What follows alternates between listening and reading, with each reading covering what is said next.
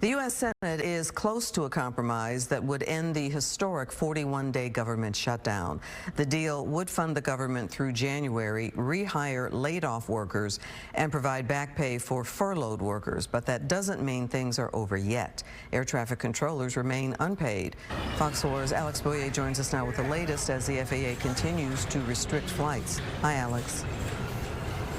Hi, Clarice. And President Donald Trump posted on social media today that he wants to give air traffic controllers a $10,000 bonus who remain on the job every day throughout this shutdown, and also added that he wants to dock the pay of those who call out sick. The union president says that they're being used as political pawns. This, of course, as the FAA continues to order that airlines continue to slash their schedules. Air travelers were glued to their cell phones Monday, refreshing their airline apps while at the airport to make sure their flights weren't canceled or delayed.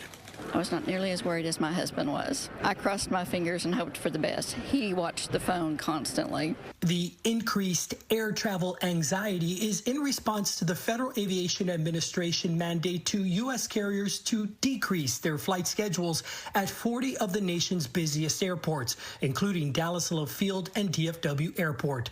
This traveling duo, one of the casualties. Because I was checking to see, like, oh, is it delayed? Is it going to be delayed? Because I heard of all the delays.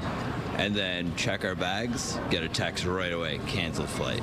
Tuesday will be the second missed payday for air traffic controllers and other FAA employees, including TSA agents.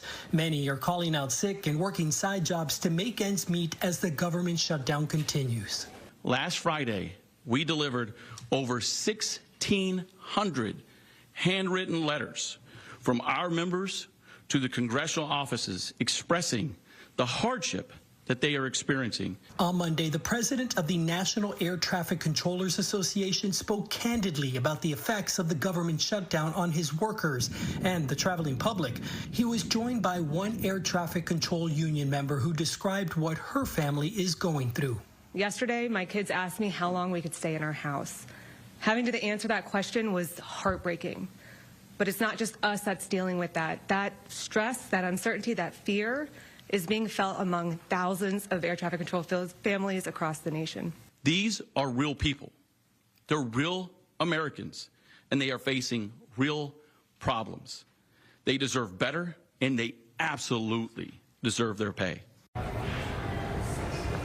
Meanwhile, the U.S. Transportation Secretary has warned that the government shutdown, if it continues to go on, that travel conditions could continue to deteriorate as we head into the busy holiday season. He added that travel may be, quote, reduced to a trickle by the week of Thanksgiving. We'll have to wait and see. Back to you. All right, Alex, thank you.